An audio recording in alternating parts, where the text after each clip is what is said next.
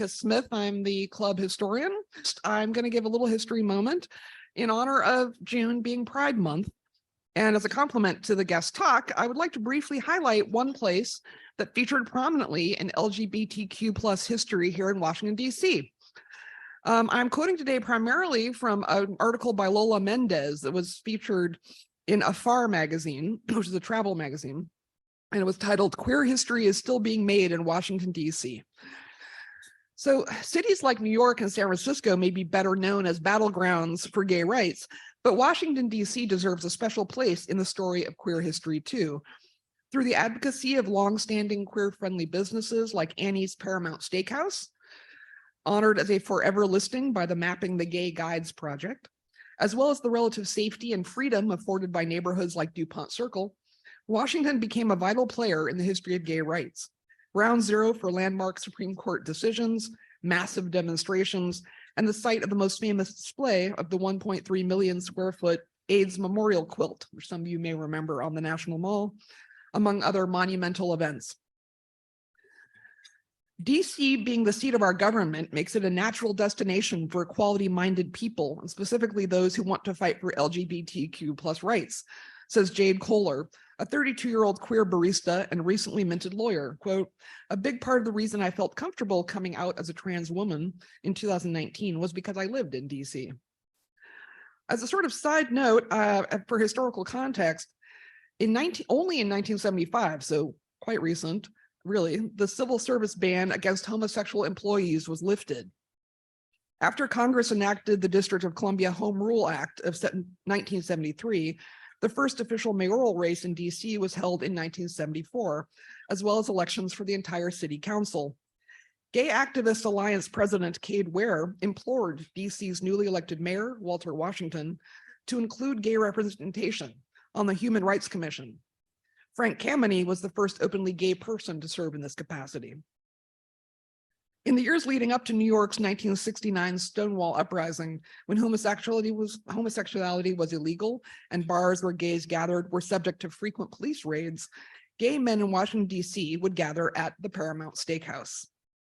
Paramount was opened in 1948 on 17th and Church Streets in DuPont Circle by a recently returned World War II veteran, George Katinas, the son of great Greek immigrants.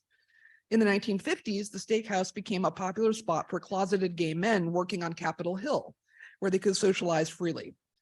Paramount was not shielded from police raids, but customers always got a warm welcome back.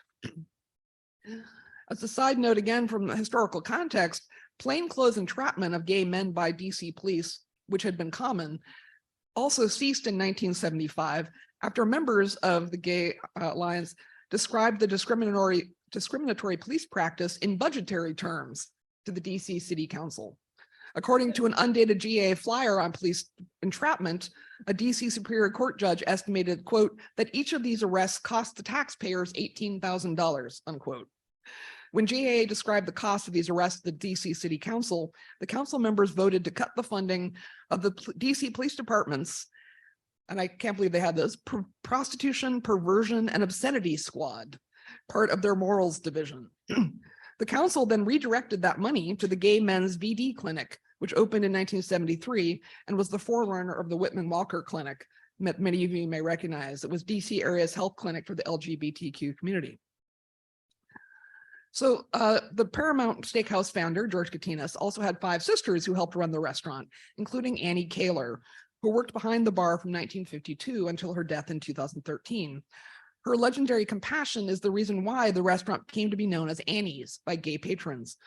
The story goes that Annie noticed a male couple holding hands under a table and told them that they didn't have to hide their affection. Katinas added Annie's name to the Paramount Steakhouse during the 1960s, partly to honor her unwavering support of the LGBTQ plus community.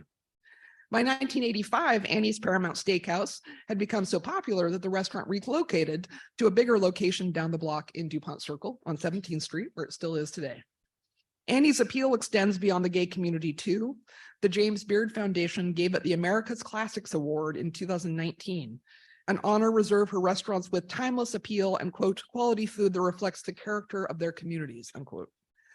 The new location was not just bigger, but its large street-facing windows also signaled a change, a new era, and gave visibility and pride. So for those of you who can see the PowerPoint slide, on the far left bottom is the original Paramount Steakhouse on 17th Street. You can see it had a very small window with curtains. That's George Katina standing in the upper right. In the middle is Annie, for whom it is now Annie's Paramount Steakhouse. She was really the heart and soul of the restaurant.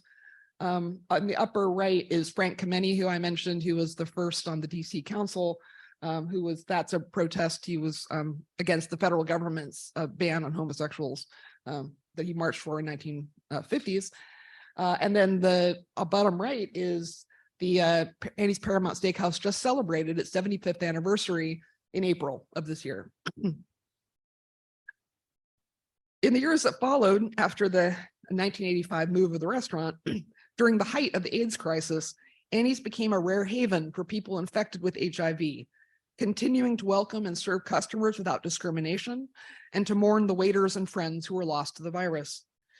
Annie's, now run by Paul Katinas, Annie's nephew and George's son, remains a landmark for the LGBTQ+ community. The route of DC's annual Pride Parade, which our club just participated in, which was wonderful, was plotted so that it could pass the steakhouse. That's why it goes down 17th Street. When Annie herself passed away in 2013, then Mayor Vincent Gray formalized her legacy by naming a nearby street after her. DuPont Circle was already the gayborhood in 1999 when Felix Johnson first came to Annie's as an 18-year-old. Quote, "I saw men holding hands, kissing, and living freely." The podcaster and real estate agent says, "Annie's felt like home. It was the first time in my life where I felt like I belonged in a space because it was filled with people just like me. Annie was like the best friend that you knew you would be there to comfort you in time of despair and solitude, or to be the catalyst to form new bonds among strangers." It's not just Washington, D.C. that recognizes Annie's as a beacon of queer acceptance. It is designated a forever listing status on the project Mapping the Gay Guides, which makes it kind of a national landmark too. The online Mapping the Gay Guides project sheds light on a time of post-war US history before apps and websites provided information about safe places for queer people to meet. In the late 1950s and early 60s, a writer named Bob Damron began keeping notes of gay-friendly venues found in his travels across the country, eventually publishing the first Bob Damron's address book in 1964, which offered a literal roadmap to safe havens for other queer travelers. This is very much akin to the Green Book that you may have heard about for safety for African-American travelers. Damron's annual guides are now being converted to digital form through a collaboration between the National Endowment for the Humanities and academic researchers.